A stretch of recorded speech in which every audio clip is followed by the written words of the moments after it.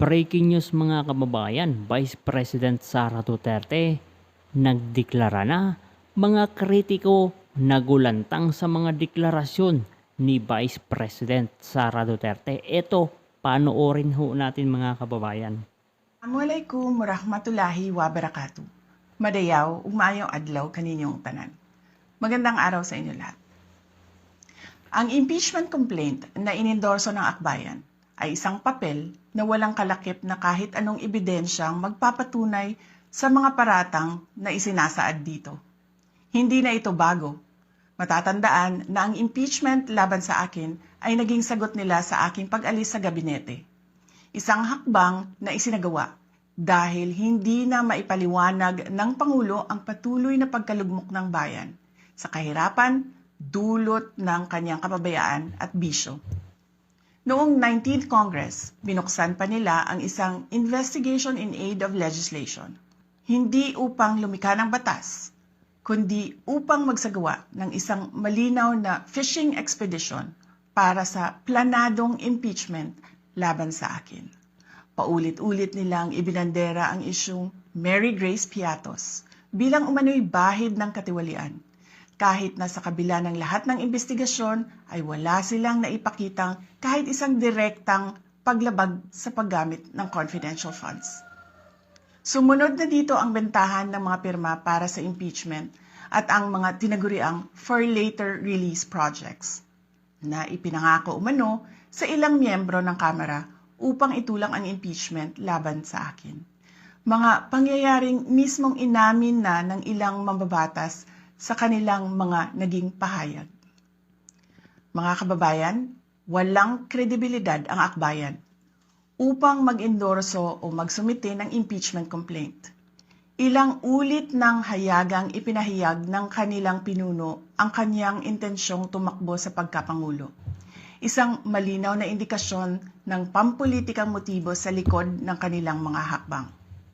Huwag nating kalimutan ang makasaysayang talumpati noong Agosto 2024 ni Risa Ontiveros, kung saan malinaw niyang inilahad ang tunay na motibo ng akbayan bilang isang grupo.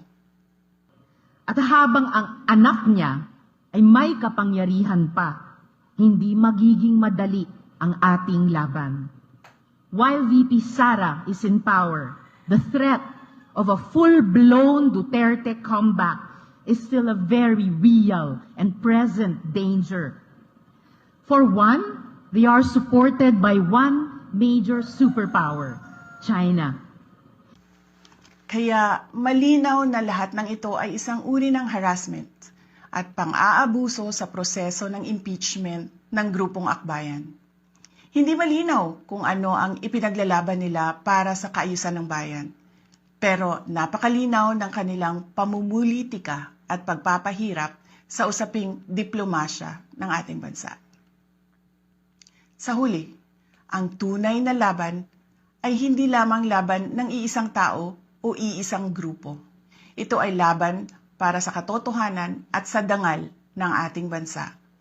Naway magsilbi itong paalala sa ating lahat na ang kapangyarihan ng impeachment ay hindi dapat ginagawang sandata ng politika, kundi isang banal na proseso para sa hustisya at pananagutan.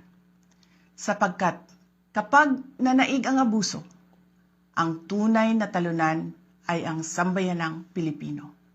Syukran.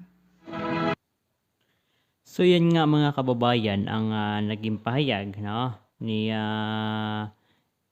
Vice President Sara Duterte regarding dito sa impeachment mga kababayan. At sinasabi na walang kredibilidad na magsampa ng kaso itong mga akbayan na masasabi ho natin na sila yung front ng mga recruiter para doon sa mga magdagdag ng pwersa doon sa kabandukan mga kababayan. Kumbaga mga kasamahan ho ito nila Franz Castro, yung mga sinasabi ho natin na mga front organization mga kababayan. Ayan, deklarasyon ho ni Vice President Sara Duterte regarding ho dito sa impeachment na gustong-gusto agad ho nila talaga mga kababayan na pagulungin hanggang umabot agad ng Senado at sabi nga ni Tito Soto, aaraw-arawin yung trial. Tama ba yun? Pagkakaintindi ko,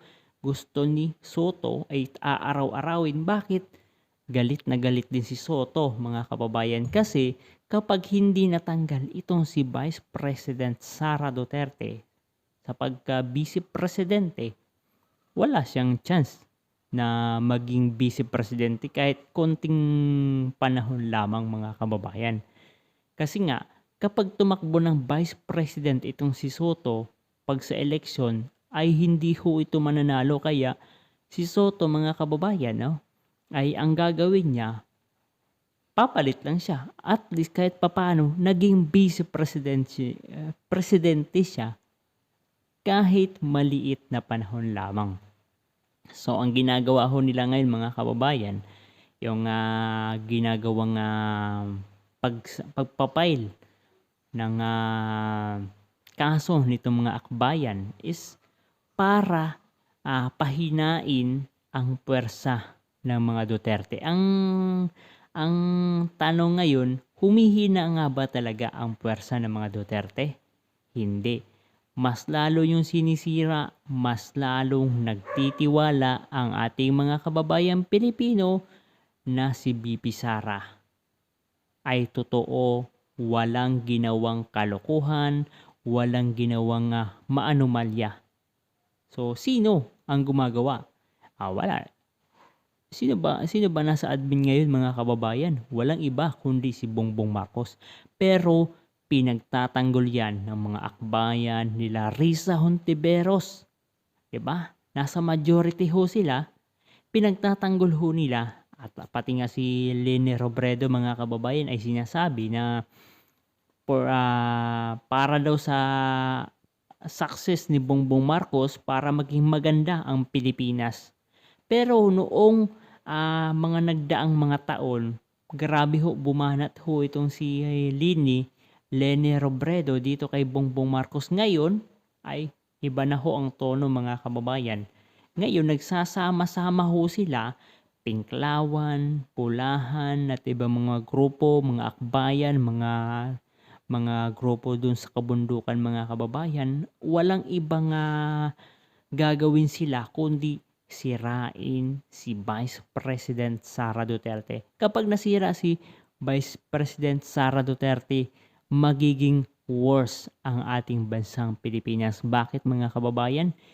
Inaasahan ng ating sambayanang Pilipino na itong si BP Sara ay dadaigin pa yung mga infrastructure, mga magagandang mga proyekto ni Pangulong Duterte. So, sino ang magiging talo? Ang sambayanang Pilipino. So, hindi ho yan matanggap ng mga Pulangaw, ng mga Dilawan, ng mga Pinklawan. Lalong-lalo na mga kababayan, no, yung mga infrastructure project, hindi yan matatanggap noong mga vlogger ni Bongbong Marcos na patuloy hong nagde-depend sa mga proyekto ni Sandro Marcos dyan sa Ilocos Norte. No? Na kung saan ay hindi ho sila manalo doon kay Madarahog, no? Madarahog na kung saan ang pinapakita ni Madarahog ni Jesus Sir Jesus ay yung resibo, tapos merong mga tarpaulin pa. Pero ang ginagawa ng mga vlogger ni Bongbong Marcos mga kababayan, wala. Puro fake news mga kababayan ang ginagawa. Hindi pinapakita yung resibo. O, di ba? So, demolition job ang ginagawa ho nila ngayon laban sa mga Duterte dahil lagot ang mga kurakot kapag si Vice President Sara Duterte ang maging presidente. Di ba? So, yan lamang mga kababayan ang ating update ngayon sa deklarasyon. Talagang nagulantang ho dito ang mga kritiko o mga ayaw kay Vice President Sara Duterte dito sa kanyang deklarasyon. Nako, siguro nangangatog na itong mga akbayan na ito dahil sabi ni BP Sara, lalaban ako. Siyempre, yung inaasam-asam natin nung last year kaso hindi nasunod mga kababayan yung due process kaya naunsyami o kumbaga napigilan. Ngayon, hindi natin alam kung masusunod yung due process o yung tamang proseso ng paghahain nila ng impeachment complaint at kung magkataon, sabi nga ni BP Sara, bloodbath. Anak, matindi ho ito mga kababayan, aabangan ho natin ito.